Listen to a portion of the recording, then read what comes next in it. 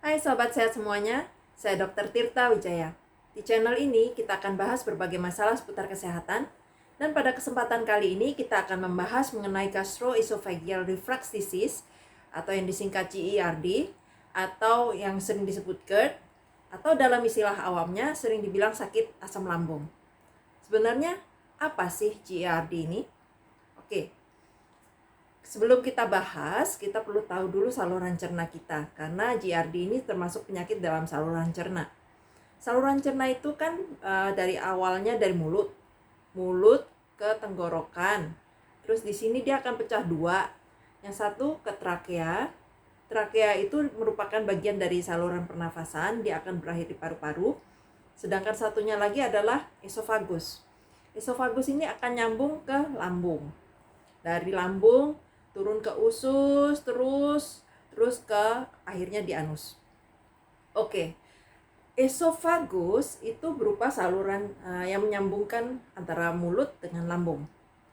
Lambung adalah tempat makanan kita diolah, dihancurkan supaya lebih siap diserap nutrisinya oleh usus.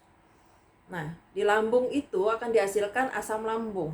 Asam lambung ini namanya aja asam, bersifat sangat asam dan fungsinya untuk membantu pencernaan, menghancurkan makanan. Oke. Kenapa asam lambung kita nggak menghancurkan lambung? Padahal sifatnya sangat asam. Itu karena lambung kita dilapisin oleh mukosa khusus yang sifatnya tahan asam. Tapi mukosa ini adanya hanya di lambung. Saluran cerna di atas lambung sama saluran cerna di bawah lambung itu nggak dilapisin dengan mukosa yang khusus ini.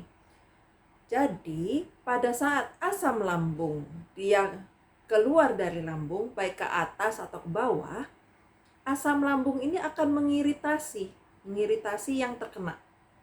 Kalau dia naik, dia adanya di esofagus, dia akan mengiritasi esofagus. Oke ya.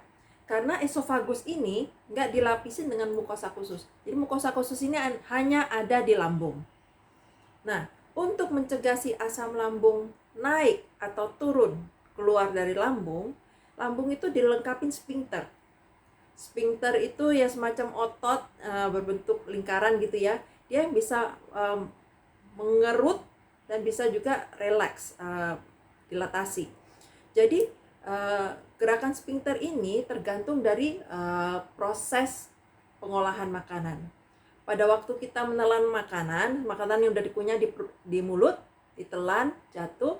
Nah, sphincter ini yang bagian atas lambung, dia akan melonggar supaya makanan bisa masuk dari esofagus turun ke lambung. Nanti pada saat pengolahan makanan, kedua sphincter, baik sphincter atas maupun sphincter bawah, akan mengkerut dia, berkontraksi. Nah, pada saat pengolahan makanan di lambung ini, harusnya kedua sphincter ini tertutup. Kenapa? Supaya nggak bocor asam lambungnya ke atas atau ke bawah. Nanti setelah selesai pengolahan makanan di lambung, sphincter bagian bawah akan terbuka. Jadi makanan bisa turun ke usus. Oke, ini adalah proses normal. Penyakit gastroesophageal reflux disease terjadi pada saat sphincter bagian atas dari lambung lemah, kendor dia. Jadi makanan yang ada di dalam lambung yang harusnya nggak bisa naik dia ke esofagus. Nah, karena makanan ini masih mengandung asam lambung, ya jadi esofagusnya teriritasi. Kalau sekali, dua kali namanya GER, gastroesophageal reflux. Tapi kalau udah terlalu sering terjadi, jadi penyakit ya, jadi GERD. Oke, ini adalah normalnya sama terjadinya GERD. Oke, kalau kita tahu terjadinya GERD seperti itu, lalu bagaimana cara mencegahnya? Gampang. Cara mencegahnya ya diatur sedemikian rupa supaya makanan yang mengandung asam lambung itu nggak sampai naik ke atas mengiritasi esofagus. Caranya bagaimana dong? Oke.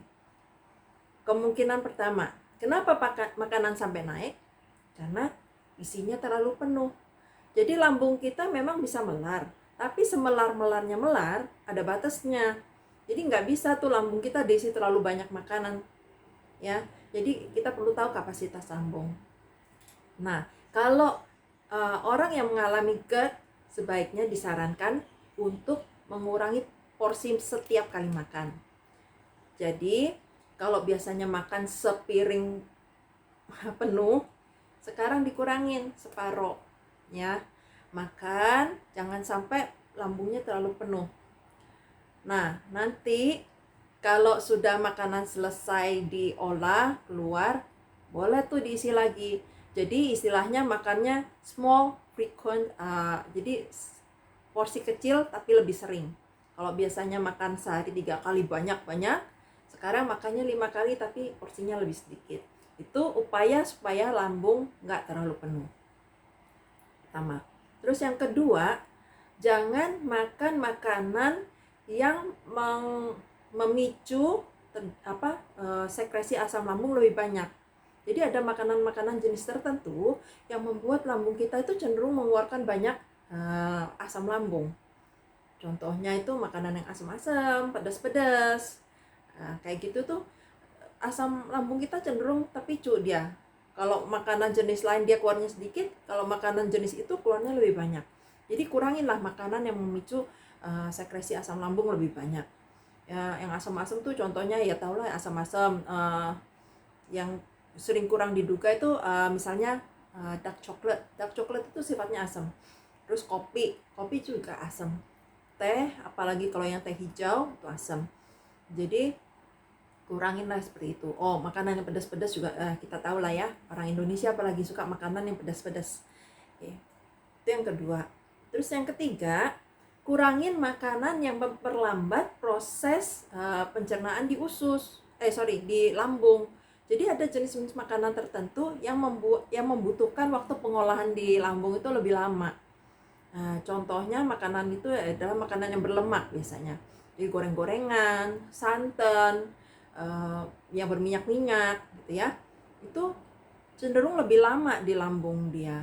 Karena lebih lama saat kita beraktivitas bisa naik dia gitu ya. Jadi hindari makanan yang lama pengolahannya di lambung.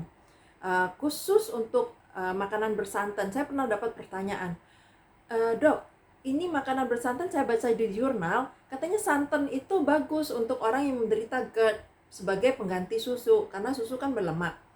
Nah, jadi santan itu kandungan lemaknya kurang dibandingkan susu, jadi lebih bagus. Tapi kenapa ya kok dokter pada bilang jangan makan makanan bersantan?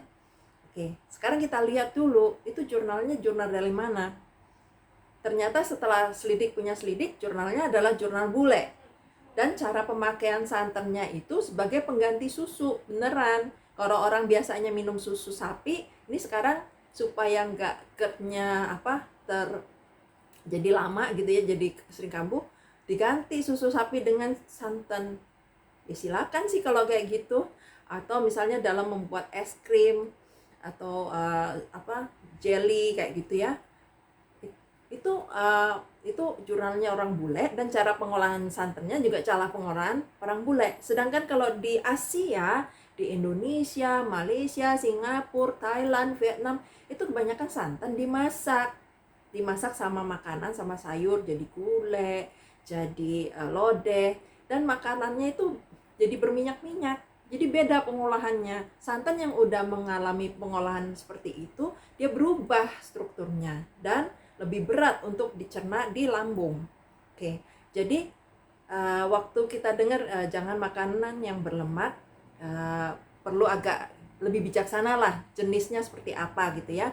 Santan kalau diminum langsung boleh, karena memang dia kandungan lemaknya lebih bagus dibandingkan lemak hewani. Tapi kalau udah dimasak lain ceritanya. Oke.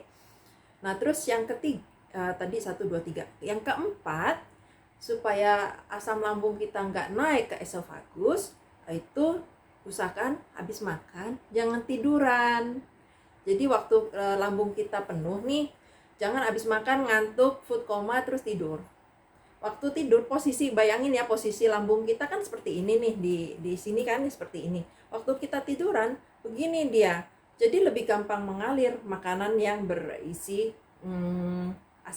makanan yang mengandung asam lambung itu. Apalagi kalau sphincter bagian atasnya udah kendor. Jadi lebih gampang dia keluar, merembes ke esofagus. Jadi cara keempat itu adalah habis makan jangan tiduran atau jangan duduk, tapi yang duduk posisinya nggak bagus gitu ya, supaya tekanan di lambung itu nggak naik juga gitu ya. Oke, itu. Terus yang perlu juga dilakukan adalah olahraga. Kenapa olahraga? Karena olahraga itu meningkatkan motilitas usus, jadi memperlancar saluran pencernaan. Nah, oke, itu adalah cara-cara untuk mencegah GERD. Terus bagaimana kalau udah terlanjur sakit, masa mesti nunggu seperti itu? Nah, biasanya kalau udah sakit, kita ke dokter. Dokter akan kasihkan obat. Kenapa? Supaya yang mukosa esofagus yang teriritasi itu bisa lebih cepat sembuhnya, gitu ya. Nah, cara pemakaian obatnya pun harus diperhatikan. Soalnya kalau cara pemakaiannya salah, obatnya itu nggak efisien. Jadi daya kerja obatnya kurang, nggak secepat, nggak sebagus yang diharapkan. Biasanya untuk GERD itu dokter akan memberikan 2 macam obat. Yang satu adalah untuk menurunkan sekresi asam lambung, dan yang satunya lagi adalah untuk melapisin mukosa. Jadi memberi kesempatan pada si mukosa esofagus itu untuk lebih kesempatan untuk sembuh, gitu ya.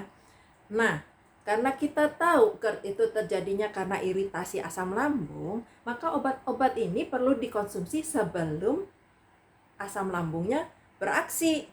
Jadi obatnya harus dimakan, harus diminum sebelum kita makan dalam keadaan perut kosong. Nah, kita lihat ada 2, yang satu untuk melindungi mukosa, yang satu untuk menurunkan sekresi.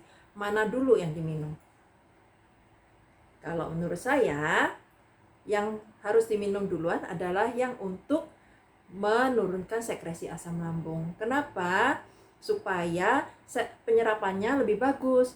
Bayangkan kalau mukosanya udah dilapisin dengan sesuatu, yang ini udah terpengaruh sama yang melapis, ya kan?